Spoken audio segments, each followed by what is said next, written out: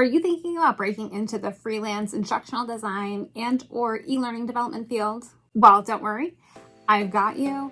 I am here to give you my top tips to break into the field.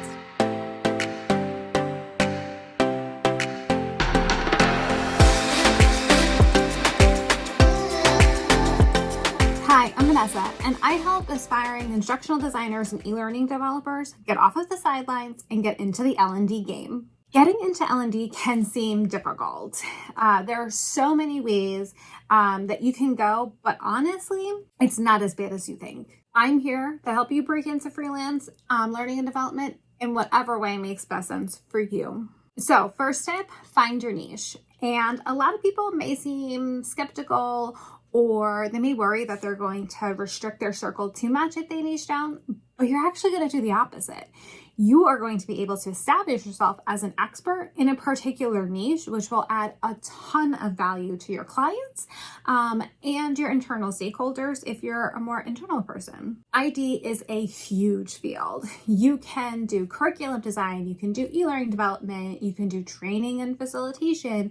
There are so many ways that you can go with e-learning development that honestly, it can seem overwhelming, and being able to niche down and really hone in on those particular skills and truly become an expert at them, well, that's huge. You know that saying, jack of all trades, master of none?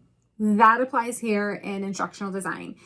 Instructional designers are expected today to know everything at this point. How to do needs analysis, how to write an instructor-led curriculum, how to write e-learning, how to develop e-learning, how to be a graphic designer and do all the things and be, knowledgeable about accessibility and just all of these vast things in learning and development that is overwhelming. And truly, it's impossible for one person to be amazing at all of it unless you're a unicorn. And if you are, let me know, because my daughters want a unicorn at their birthday party. So I don't want you to stress yourself out that you don't know how to develop, or you don't know all the tools in e-learning before you decide to get into the field.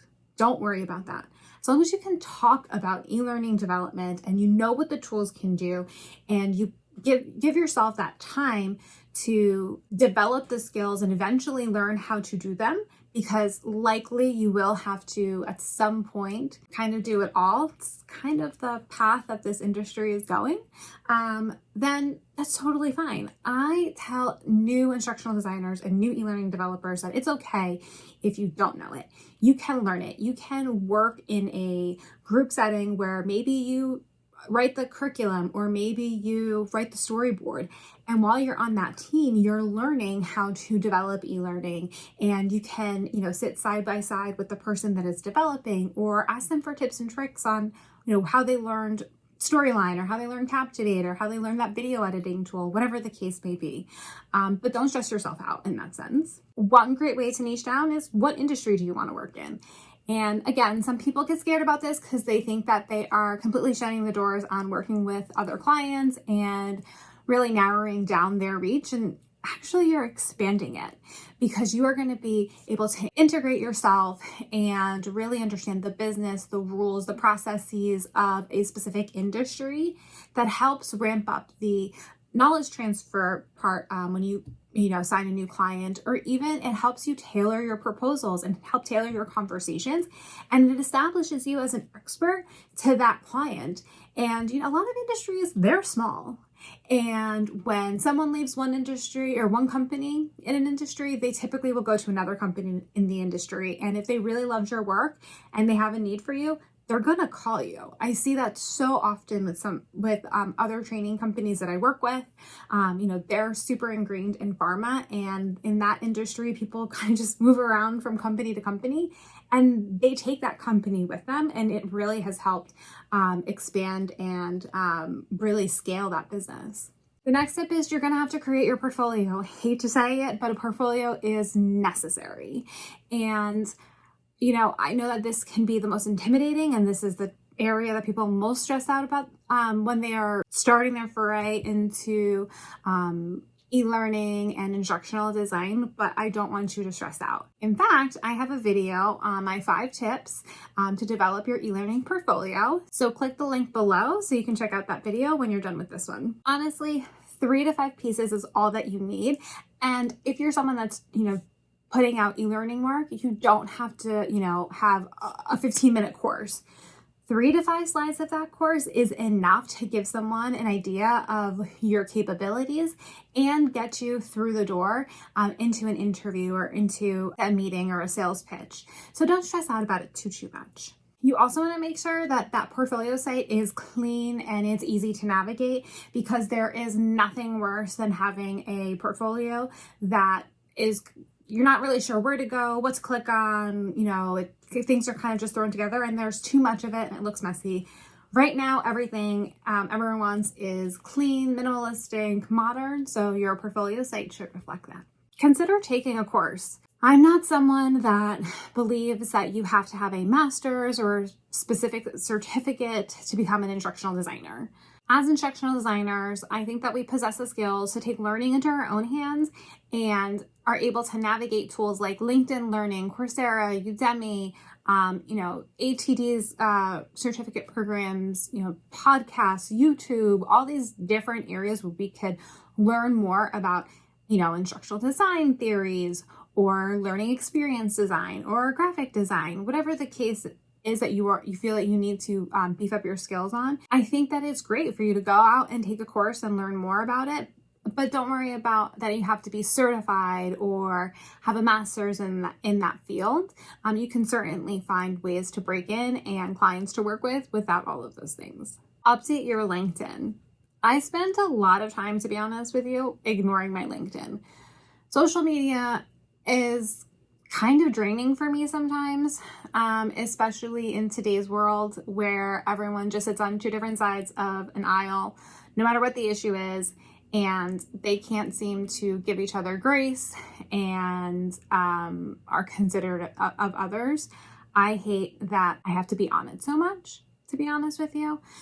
But there is a lot of value there, and I have been missing out on a lot of really great value in content and making connections with some really wonderful experts in the industries, in the industry, or just other people in the field that are not quote unquote deemed an expert. I think that we learn so much from each other that you don't have to be an expert for me to learn a lot from you. And I really have been missing out on that. And I found some really great connections through LinkedIn and seen some really great articles and have been able to really expand my network and connect with others to work on projects together and just kind of collaborate on just commiserating about instructional designers today and clients wanting their e-learnings done in 5 seconds as opposed to, a week or 2 or however long that it takes you to create your e-learning. On your LinkedIn, make sure that you post that you're looking for work. There's no shame in, putting a post out there or using the open for work feature on LinkedIn to let people know that you are looking for projects. And a lot of times people may not realize what industry that you're in or that you're even open for these opportunities. So there are people, in your own network right now that may need your services and they just have no idea. So definitely make sure you're updating your LinkedIn. Here's the other caveat. Don't just post and expect all these people to, give to you without giving to others. It's really important that you are putting content out there, but you're also engaging with others, commenting on posts, giving kudos, celebrating others' achievements, and just making your presence known with your network and offering your expertise and your value and your viewpoint. And that's really what makes LinkedIn a really great tool to use, because people are just there to learn more about best practices in work and in their industry and share resources. And truly, you can find a really great wealth of information just from LinkedIn. So if you agree that you will give as much as you would like to receive from LinkedIn, give this video a thumbs up. My next tip is find your tribe. Like I mentioned earlier with LinkedIn, there are people that I've been able to meet through LinkedIn that sometimes I felt like how I felt about certain industries or projects or, just the issues that I've seen around the instructional design and L&D space, I felt like I was the only one that felt this way. And then through having conversations with, LinkedIn connections or Slack groups that I'm a part of and other volunteer organizations through L&D, I've learned it's not just me. And it really helps me because sometimes instructional design can be lonely, especially when you freelance. Like right now, I'm in my office. No one here. Most days I'm by myself and I'm just sitting behind my computer. I'm in Storyline or I'm writing or whatever the case, that I'm doing that day. I don't have someone else to just pick up the phone and say, oh my gosh, you'll never guess this email I just got from this client. They want to, push up the deadline by 3 weeks after, holding a review back for 4 weeks. And I can commiserate with my friends, but my friends are not my closest friends are not in instructional design, so they don't really get it in the same way. So finding your tribe has been one of the most rewarding.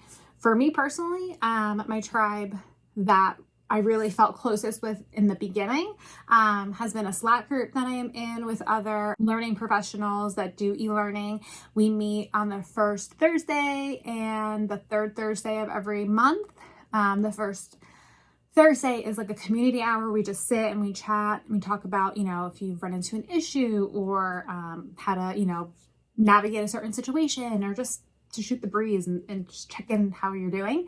And then the third Thursday, it's something professional development related.